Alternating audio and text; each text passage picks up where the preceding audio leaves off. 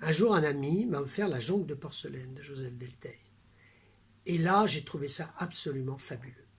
Fabuleux de poésie, d'imaginaire, d'élégance de l'écriture. Et j'ai commencé à tout lire. Jeanne d'Arc. J'ai lu Jeanne d'Arc de Joseph Delteil, on n'est sans doute pas très nombreux à avoir lu ça, mais s'il y avait, je ne vais pas dire, je devrais sauver un auteur de ma bibliothèque, je serais bien embêté de choisir, mais il y aurait probablement Delteil dans ce choix.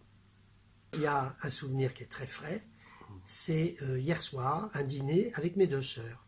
Et on s'est souvenu, avec beaucoup de plaisir, que nos parents, qui n'étaient pas des intellectuels, qui n'étaient pas des gens très cultivés, qui vivaient dans un petit bourg de campagne, qui étaient commerçants, nous avaient donné des bases d'éducation qui étaient basées sur la lecture, sur la musique.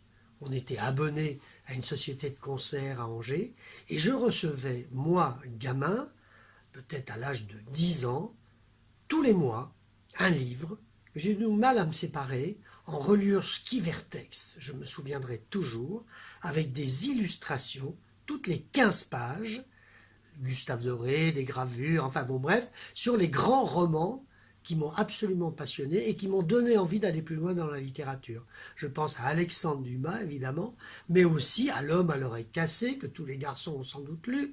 Et ça a été tout d'un coup une habitude pour moi, comme une sorte de, comment vous dire, le soir, c'était évidemment pipi et laver les dents, mais c'était aussi de tenir jusqu'à l'illustration suivante, comme un feuilleton, comme justement à l'époque Zola et Dumas écrivaient leurs feuilletons.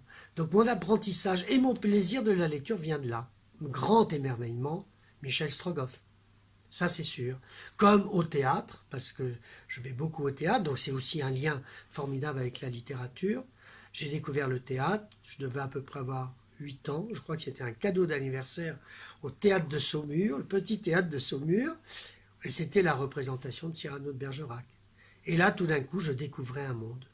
Et c'était fascinant. Je pense que quand j'ai découvert Michel Strogoff, j'ai découvert la littérature et, ce qui va être peut-être le plus surprenant, parce qu'aujourd'hui je crois que c'est plus du tout étudié à l'école, ma grand-mère, dans un été breton très pluvieux, tout ça c'est presque un pléonasme, m'avait donné à lire La gloire de mon père et Le château de ma mère.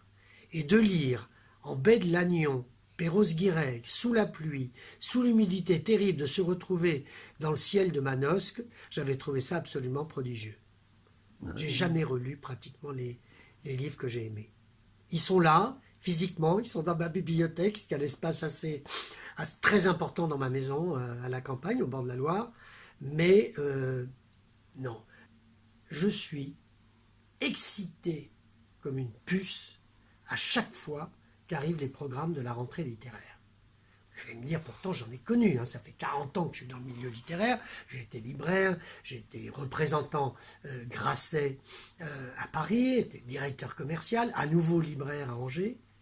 Eh bien, à chaque fois, chaque année, même si aujourd'hui on va dire qu'il y a trop de livres, il y a 500, 600 livres à chaque rentrée de septembre, c'est toujours pour moi un émerveillement que lorsque j'étais gamin, je rentrais dans le salon et que le Père Noël était passé.